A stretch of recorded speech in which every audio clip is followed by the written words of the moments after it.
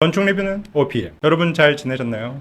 오늘은 토마스 헤드윅의 더 인간적인 건축, 이 책이죠. 이 책을 비평한 가디언지의 건축 비평가 올리브 웨인 라이트의 2023년 10월 27일자 기사, 이것을 해설해 드리려고 합니다. 이분인데요, 인스타 팔로워 7.5만을 보유한 건축계 영향력이 있으신 분입니다. 착하게 생기셨죠? 보기와 다르게 엄청난 독설가입니다. 더 인간적인 건축, 이 책은 영국에서 Humanize라는 제목으로 2023년 10월 19일에 발행이 되었었고요. 한국에서는 이 제목으로 더 인간적인 건축 2024년 11월 20일에 출간이 되었습니다. 1년 정도 만에 번역이 돼서 나온 거죠. 저는 작년에 책이 나오자마자 알라딘 이북으로 구매를 해서 읽었었고요. 저의 이 책의 별점은 1점이었습니다.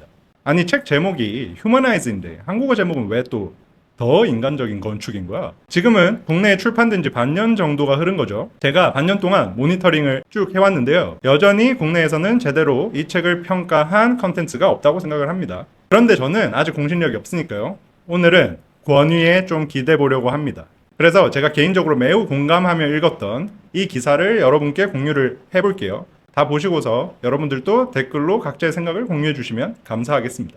지금부터는 기사를 한글로 번역한 내용을 읽고 중간중간에 해설을 하도록 하겠습니다. 한글 번역은 제가 했는데요. 영상 흐름에 맞춰서 약간의 에디팅은 있습니다. 그럼 가볼게요. 토마스 헤드윅의 신간 휴머나이즈는 수십 년간의 형편없는 건축을 통렬히 비판하는 캠페인에 성공에 섰다. 그런데 그는 본인의 값비싼 실패작들을 잊은 걸까? 우리 비평가는 그렇지 않다. 다음 팬데믹은 이미 우리 곁에 와 있다. 전 세계의 고통과 질병, 빈곤을 퍼뜨리고 있으며 전쟁까지 일으키고 있다. 100년에 한 번 올 재앙이 도시 곳곳에 드러난 채 퍼지고 있는 것이다. 그로 인해 우울, 고립, 범죄가 급증하고 있다. 이 저주받은 전염병의 이름은 무엇인가? 따분한 건축, boring architecture이다. 이 책의 가장 큰 문제의식이죠. 근대 건축 따분해! 책 페이지 중에 이렇게 아무것도 없이 따분하다 라고 적힌 페이지가 있습니다. 계속 가보죠. 이렇게 주장하는 이는 바로 독창적인 의자 디자이너 출신으로 특이한 쇼핑센터를 만든 토마스 헤드윅이다. 여기서 독창적인 의자는 이 스피나는 의자를 말하는 거고요. 토마스 헤드윅의 대표작이죠. 저도 앉아본 적이 있는데요. 뭐랄까 묘하게 편한데 멀미가 나는 그런 기묘한 기분이 드는 의자입니다. 그리고 특이한 쇼핑센터는 이 영국에 있는 콜드롭스 야드 쇼핑센터, 이 지붕 두 개가 키스를 하고 있는 이 작품을 말하는 겁니다. 다음, 그는 지금 지루한 건축물의 세계적 범람 블란데믹을 막기 위한 10년짜리 캠페인을 시작했다. 블란데믹은 헤드윅이 보링과 팬데믹을 섞어서 만든 일종의 신조어예요. 그는 고스트라이터 윌 스토어와 함께 집필한 대형 출판사 펭귄북스의 책 휴머나이즈를 출간했고 BBC 라디오 4를 위해 3부작 다큐멘터리를 제작했으며 이 운동에 동참할 것을 호소하는 웹사이트도 만들었다. 오늘 바로 가입하세요! 라고 간절히 외친다. 앱 출시도 예고된 상태다. 헤드윅은 다각적이고 다매체적인 총공세를 구상했다. 자, 여기서는 두 가지를 좀 짚어봐야 하는데, 우선은 윌 스토어라는 분이 대필자로 고스트라이터로 책을 썼다라는 사실을 언급을 하죠. 지금 웨인라이트는 이 부분도 살짝 깐 거예요. 이게 연예인이나 유명인들이 대필자로 책을 많이 쓰잖아요. 다 그렇진 않지만. 그러니까 토마스 헤드윅, 너도 뭐 연예인이지. 역시 너가 직접 쓴 게 아니잖아. 뭐 이런 뉘앙스가 없지 않은 것 같고요. 그리고 헤드윅은 이 책을 내면서 BBC에서 Building Soul with Thomas Hedwig 이라는 이런 다큐멘터리도 만들어서 방영을 했고요. 그리고 이 휴머나이즈 홈페이지도 만들어서 지금도 운영을 하고 있습니다. 그러니까 지금 웨인라이트가 이 정보를 정확히 짚고 넘어가는 이유가 지금 헤드윅의 이 책만의 문제가 아니라 헤드윅은 대중들에게 영향력이 있는 사람이고 미디어는 메시지잖아요. 이 메시지를 방송, 웹사이트 뭐 다 동원을 해서 공격적으로 지금 퍼뜨리고 있는데, 그렇다면 이 메시지 내용에 문제가 있다면 많은 사람들이 건축을 오해할 수 있단 말이죠. 그렇기 때문에 메시지의 퀄리티를 살펴볼 필요가 있다는 거예요. 계속 가볼게요. 이는 마치 1989년 영국의 비전에서 유사한 운동을 벌였던 찰스 3세의 모습과 흡사하다. 지금 여기서 1989년 비전 오브 브리튼이 뭐냐면, 현재 영국 국왕이 찰스 3세죠. 그 80년대에 이분은 왕세자였어요. 그 시절에 갑자기 무슨 바람이 들었는지 건축에 완전 꽂혔어. 그래가지고 노만 포스터, 리처드 로저스 같은 그 당시에 전성기였던 영국의 하이테크 스타일의 건축가들한테 너희는 너무 대중을 고려하지 않고 너무 엘리트주의야 라고 막 공격을 하면서 건축이 대중친화적이고 고정과 전통을 중시해야지 라고 여러 매체를 통해서 이제 일종의 건축 캠페인을 진행을 한 적이 있어요. 그때 찰스 왕세자가 만든 BBC TV 프로그램이 이 Vision of Britain이에요. 유튜브에도 영상이 올라와 있는데 보시면 직접 출연도 해요. 심지어 이 TV 프로그램 이후에 파운드버리라는 이런 모습의 신도시도 만들어요. 정말 보수적인 모습이죠. 왕세자가 꿈꿨던 영국의 비전은 이런 모습이었던 거예요. 글로 다시 돌아오면 지금 웨인라이트는 야 헤드윅 너 옛날에 핵가닥했던 그 찰스 왕세자랑 하는 짓이 좀 비슷한 것 같아 이 말이거든요. 근데 생각해봐요. 찰스는 전혀 건축 전문가가 아니야. 그런데 그런 찰스랑 헤더윅이 비슷하다는 말은 헤더윅 너 책 보니까 너 전문가 아닌 것 같아 이 말이거든요. 그래서 굉장히 세게 말한 거다. 부지런히 또 가볼게요. 그의 주장은 단순하다. 마치 유치원용 문장처럼 쉽게 풀었습니다. 20세기의 지루한 모더니즘이 전 세계를 반복적이고 평면적인 오피스와 아파트 블록으로 뒤덮었다고 진단한 그는 이제 시각적으로 복잡한 건축이 우리 눈을 자극하고 영혼을 치유해야 한다고 주장한다. 단조롭고 평평한 건물은 스트레스와 우울, 반사회성을 낳는다는 설문조사 결과들을 근거로 내세운다. 반대로 패턴과 장식, 불규칙성을 지닌 건물은 사람을 행복하게 만든다는 것이다. 요약하자면 우리는 르꼬르비제, 이 책의 악역보다 안토니 가우디, 이 책의 영웅이 더 많이 필요하다는 것이다. 그러나 이는 1920년대 이후 건축에서 무슨 일이 벌어졌는지를 무시한 편리하고 오도된 이분법일 뿐이다. 책에서 우리 소중한 가우디는 이렇게 본인이 직접 작품집 딱 들고 보여주고요. 꼬르비제 작품 중에서는 제일 단순하고 폭력적으로 보이는 이 플랑 보아쟁 프로젝트를 보여주거든요. 여기 오른쪽 아래에 시각화 클레멘스 그리틀이라고 적혀있죠. 이 이미지가 심지어 꼬르비제가 만든 이미지도 아니고요. 이 브루탈리즘 스타일 건축을 소재로 하는 디지털 아티스트인 클레멘스 그리틀의 작품 이미지를 일부러 굳이 가져와서 넣어서 보여줍니다. 이 부분을 언급을 한 건데요. 1920년대가 유럽에서 어떤 때인가요? 1차 세계대전이 1918년에 끝이 나고 유럽의 많은 도시가 초토화가 돼서 당시 유럽 건축가들의 제1의 지상과제는 전후 재건이었던 시대란 말이에요. 그러다 보니까 당시의 건축가들은 빠르게 건물을 지어 올릴 수 있는 철근 콘크리트, 철골, 유리 같은 산업 재료랑 생산 방식에 관심을 가진 거예요.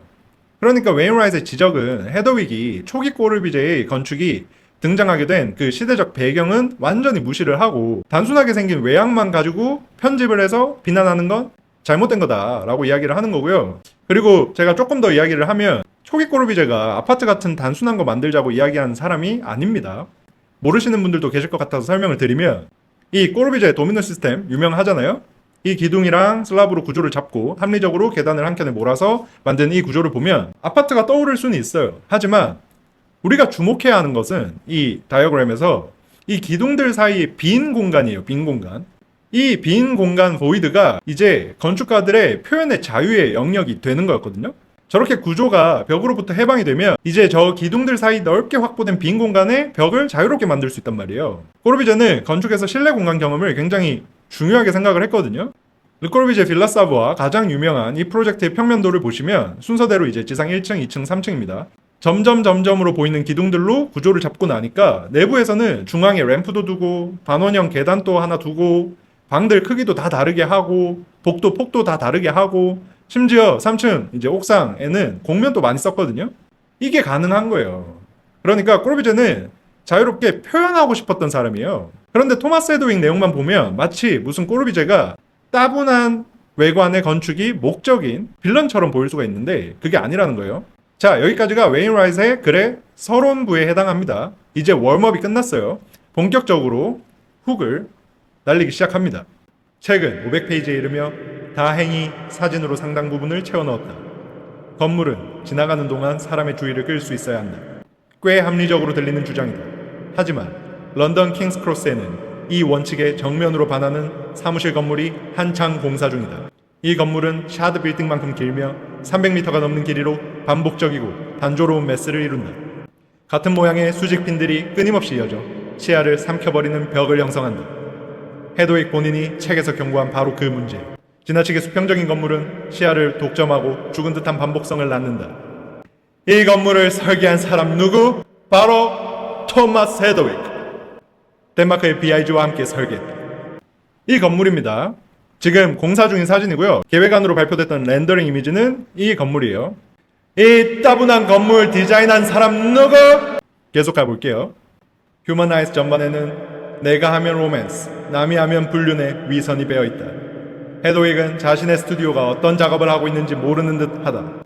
특히 공예와 제작에 대한 그의 태도는 놀랍다. 그는 학생 시절에 금속을 용접하고 나무를 깎고 진흙을 빚은 경험을 강조하며 대부분의 건축 학생들이 아무것도 만들 줄 몰랐다고 깎아내린다. 세상에서 가장 큰 오브제를 만드는 일을 하면서 제작이나 재료에 관심이 없다니. 그는 반복해서 말한다. 나는 건축가가 아니라 디자이너이자 장인이다. 하지만 뉴캐슬의 한 공공공간을 보면 현실은 다르다. 파란 테라조 포장재는 칙칙한 회색으로 변했고 벤치는 깨졌고 조명은 고장났다. 이 140만 파운드 한화로는 27억 원짜리 블루카펫은 시의회에 해마다 막대한 유지비를 안겨주는 골칫거리다. 이 공간을 설계한 사람 누구? 토마스 헤드윅. 오해가 있으실까봐 이 공간을 설계한 사람 누구? 토마스 헤드윅이라고 말하는 부분도 글에 다 포함된 내용입니다. 제가 각색을 한 게 아니에요. 아무튼 이 프로젝트예요. 왠지 이 프로젝트는 헤드윅 공식 홈페이지에서도 보이지를 않습니다. 오피셜 위키피디아에도 이 프로젝트가 올라와 있는데요. 그 내용 안에 이 프로젝트가 가지고 있는 웨인라이트 지적한 문제가 이렇게 하나의 카테고리로 내용이 올라와 있습니다. 재료랑 제작을 잘 안다며 근데 이렇게 돌이 무슨 이끼 낀 것처럼 변할 걸 몰랐다는 거야? 계속 가보죠. 맨체스터에는 커먼웰스 게임스의 에너지를 상징하기 위한 강철 스파이크 조각 B of the Bang이 있었다. 그러나 구조적 결함과 위험성으로 인해 결국 해체되고 폐기되었다.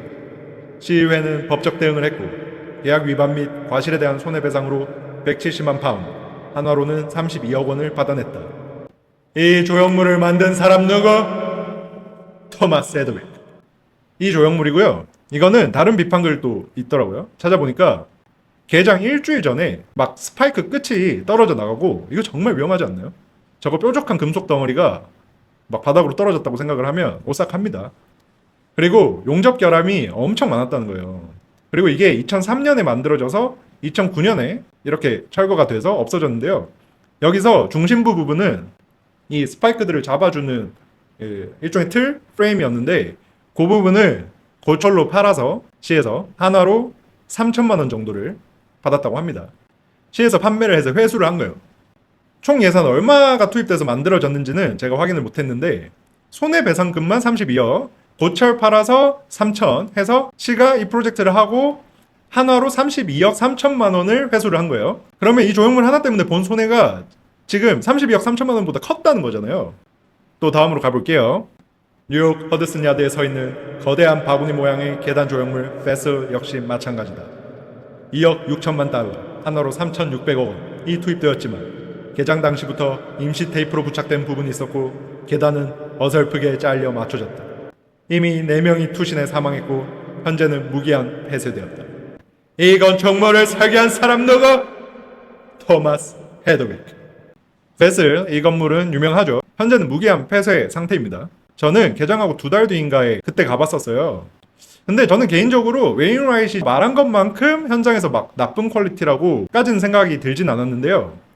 웨인라이트는 개장하자마자 바로 가봤었던 것 같아요. 헤드윅이 본인은 만들 줄 아는 사람이다. 나는 장인의 몸과 마음을 이해한 디자이너다 라고 주장하고 있는 부분을 비판하고 있는 거예요. 또 계속 가볼게요. 이외에도 진 브랜드를 위한 기형적 온실, 여름엔 온실처럼 변하는 런던의 2층 버스 등 문제가 된 프로젝트는 셀 수 없이 많다. 이 버스 헤드윅 대표작이잖아요. 이게 2012년에 도입이 됐는데요. 처음에 창문을 못 열게 제작을 해가지고 원안에서는 창문을 열 수 있게 디자인을 했었다고 해요. 그런데 제작한 결과물은 창문을 못 열게 제작이 됐던 거예요. 그래서 이용하는 시민들이 답답하고 덥다고 이제 엄청 비판을 한 거예요. 그리고 창문 문제 말고도 뭐 실용성에서 크고 작은 문제들이 많았나 봐요. 그래서 2017년부터 안 쓰기 시작을 했고요. 또 갈게요. 비록 젊은 시절을 용접하고 점토를 빚는 데 많은 시간을 보냈지만 헤드윅이 만약 건축사 사무소에서 일정 기간 일하며 경험을 쌓았더라면, 즉 재료적 아이디어가 어떻게 종종 불완전한 조달 과정을 거쳐 현실화됐는지를 배웠더라면 더 큰 도움이 되었을지도 모른다는 생각을 지우기 어렵다. 복잡한 건축물을 짓는 일은 안타깝게도 재미있는 조각 아이디어를 단순히 스케일업 하는 것처럼 간단하지 않다. 그런데도 그의 저서와 스튜디오는 종종 이 점을 제대로 이해하지 못하는 듯한 인상을 준다. 여기서 클래스 올덴버그의 이 조각을 한번 띄워봅시다. 지금 이 올덴버그가 제작한 망원경 조각 오른편이랑 뒤로 보이는 건물은 프랭크 게리가 설계를 한 건물이고요. 게리가 본인이 설계한 건물의 주차장 출입구를 올덴버그 조각으로 의뢰를 해서 이제 통합을 한 겁니다. 이 프로젝트를 보면 건축과 조각이라는 매체의 차이에 대해서 소소하게 생각을 해볼 수 있는 것 같아요. 조각이 커지면서 실용적 기능을 이렇게 획득할 수 있죠. 하지만 만약에 이 망원경이 게이트 정도가 아니라 그 자체로 공간을 갖고 도시적 성격을 갖는 무언가가 된다고 한다면 훨씬 더 고려해야 할 것이 많을 거예요. 조각가에게는 망원경이라는 형태가 가장 중요할 거란 말이에요. 그렇다면 그 외관의 형태 때문에 건축적으로는 희생해야 할 게 너무 많잖아요. 내부에 실용적으로 사용할 수 있는 공간을 제대로 확보할 수 있겠어요? 이 망원경 형태에서? 물론 이 망원경이 XL 사이즈로 막 어마무시하게 커지면 이야기가 좀 달라지겠지만 굳이 죠. 건축과 조각은 분명히 매체적 특성이 다르잖아요. 웨인라이트는 이런 관점에서 헤더윅 너가 조각가가 아니라 건축가라면 건물의 외관만 포커싱해서 옳다 그르다를 이야기하면 안 되는 거 아니야. 너 스튜디오는 근데 이 책 보니까 그걸 모르는 것 같아. 이렇게 비판을 하고 있는 겁니다. 다음으로 계속 가볼게요. 도시적 차원에서 그의 논리는 어떨까? 그는 책 전반에서 전통적인 인간 규모의 동네와 구불구불한 골목길이 우리의 사회성을 자극하고 안전함을 느끼게 한다고 찬양한다.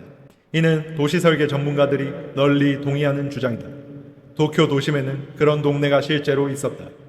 아자부다이 지역의 나무집들과 구불구불한 골목길은 활기찬 동네를 이루고 있었다.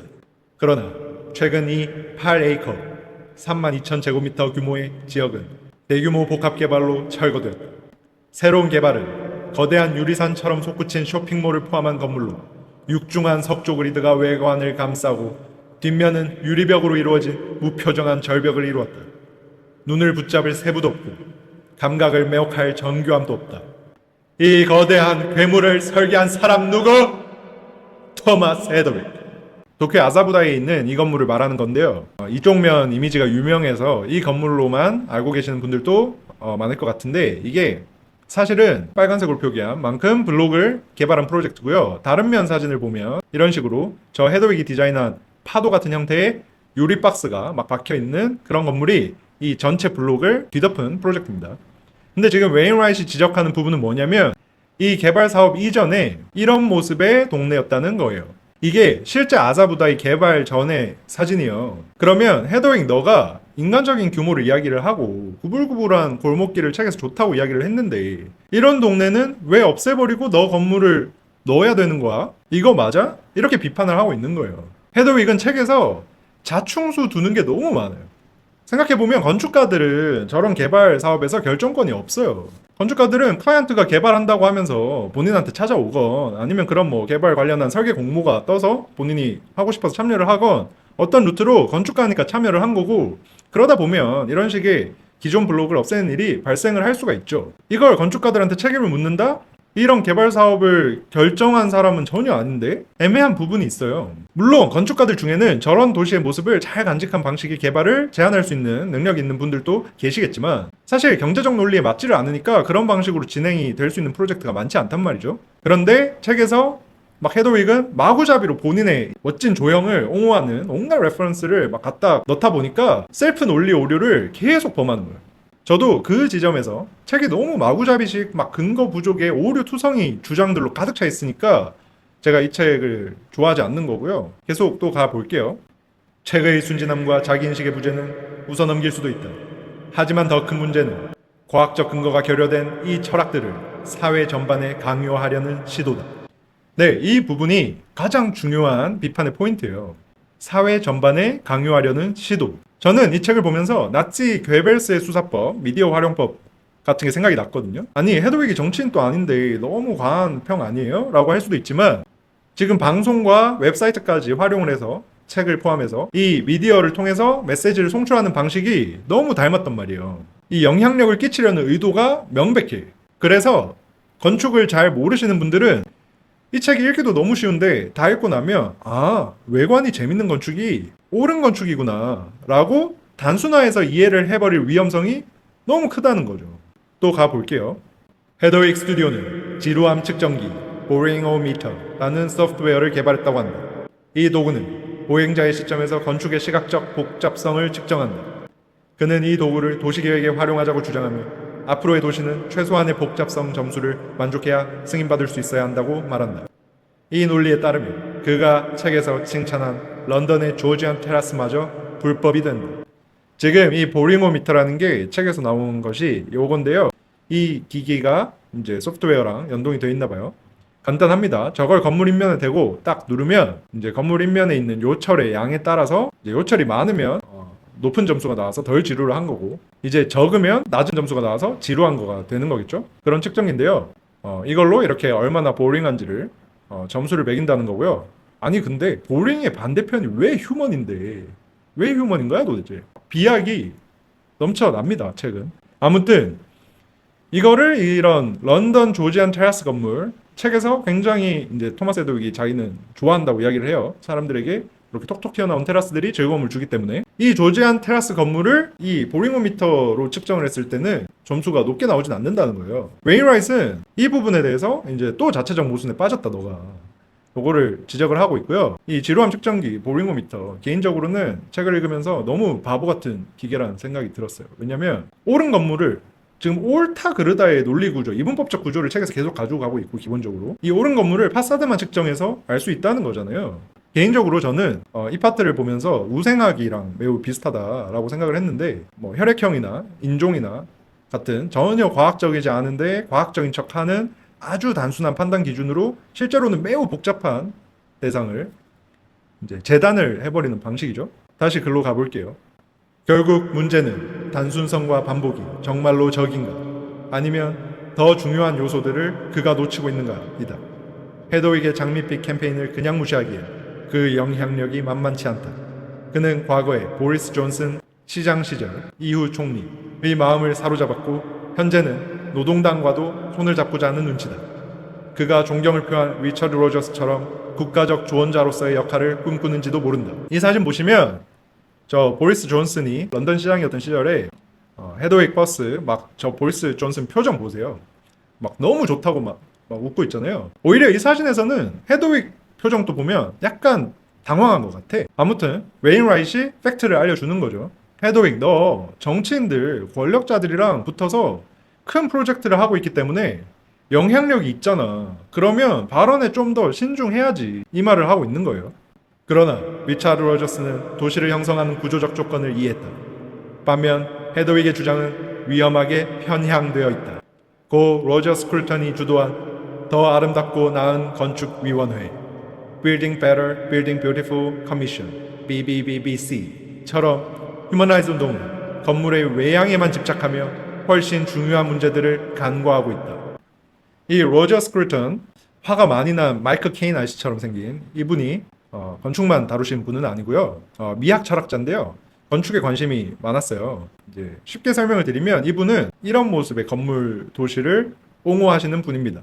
이게 아름다운 건축이라고 주장을 하면서 이제 위원회까지 꾸리셔서 현대 건축 도시가 이런 모습으로 되어야 한다고 막 운동을 하신 거예요. 캠페인을 하신 거예요. 그래서 보수주의 미학 쪽이라고 하고요. 이 사진은 앞에서도 언급했던 찰스 왕세자가 만든 파운드버리 그 거리에서 찍은 사진이에요. 웨인라이트는 이런 관점, 그러니까 찰스랑 로저 스쿨턴이 건축물의 외관의 전통적 양식에만 집착하는 이런 모습이 헤더윅 너랑 지금 하는 짓이 똑같아 라고 이야기를 하고 있는 거고요. 그런데 생각해보면 현대 건축, 특히 도시에 지어진 현대 건축들은 이런 외관 말고도 훨씬 복잡하게 생각해야 될 것이 많잖아요. 지금 건물 외관이 따분하다고 막 징징거릴 때냐? 이 말인 거예요. 이제 거의 다 왔어요. 우리의 정신적, 육체적 건강은 외관의 재미보다 다음과 같은 요소에 달려있다. 충분한 공간, 높은 층고, 채광, 환기, 단열. 그러나 영국의 신축과 구축 건물 모두에서 이런 요소는 부족하다. 최근에는 사무실이나 상점, 창고를 주거로 바꾸는 허가 없는 개발이 확장되며 작은 깜빵 같은 슬럼이 양산되고 있다. 아무리 외관이 화려해도 사람이 살 수 없는 공간이다. 헤더윅은 흔히 건축가들이 너무 따분하다며 비판을 하지만 정작 진짜 권력을 쥔 이들, 개발업자, 시공사, 정책 결정자들에게는 비판의 칼날을 거의 들이대지 않는다. 이들은 여전히 기존의 방식대로 사업을 이어가고 있다. 아무 제약 없이. 예를 들어 대형 건설사들이 토지 공급을 독점하며 공사비 절감, 밸류 엔지니어링을 명분으로 품질을 낮추고 정부는 규제를 무더기로 없애고 계획제도 자체는 기꺼이 무너뜨려 버린다. 이러한 현실 속에서 건물의 외장이 충분히 재미있게 보이는지 아닌지는 사실 사람과 지구에게 닥친 훨씬 더 중대한 위기 앞에서 부차적인 문제다. 글은 이렇게 마무리가 되고요. 마지막은 글 자체로 충분히 이해되는 부분인 것 같아서 길게 해설할 필요까지는 없을 것 같고요. 영국에도 사회적 관점에서 봤을 때 건축의 외관의 형태보다도 훨씬 더 많은 중대한 문제들이 있다는 이야기를 한 거고요. 그래서 결론적으로 제가 이 글을 살펴본 이유는 헤더윅의 디자인이 싫고 나쁘고의 문제가 아니라 심지어는 사실 저도 헤더윅 디자인 중에 좋아하는 게 있거든요. 조형의 스릴이 있잖아. 아무튼 그런데 이 사람이 사회적 영향력이 너무 크니까 헤더윅이 지금 오모 씨의 총애를 받으면서 서울의 세금을 얼마나 씁니까? 지금 노들섬 당선됐죠. 서울건축 도시비엔날레 총괄 크리에이터 맡아가지고 또 서울에서 본인의 휴머나이즈 메시지를 막 퍼뜨릴 수 있는 기회를 얻었죠. 그렇기 때문에 토마스 헤더윅이 미디어를 통해서 뱉는 이 메시지들을 제 개인적으로는 균형 잡힌 시각으로 볼 필요가 있다라고 생각을 합니다. 이 기사 말고도 헤더윅을 객관적으로 바라볼 만한 해외 자료들은 꽤 있거든요. 혹시 관심이 있는데 찾아볼 시간이 너무 없다 하시는 분들은 댓글에 요청을 주시면 제가 따로 자료를 어떤 방식으로든 메일이든 뭐 DM이 됐든 전달을 드리는 식으로 소통을 해보면 좋을 것 같습니다. 오늘은 여기까지 할게요. 건축 리뷰는 OPM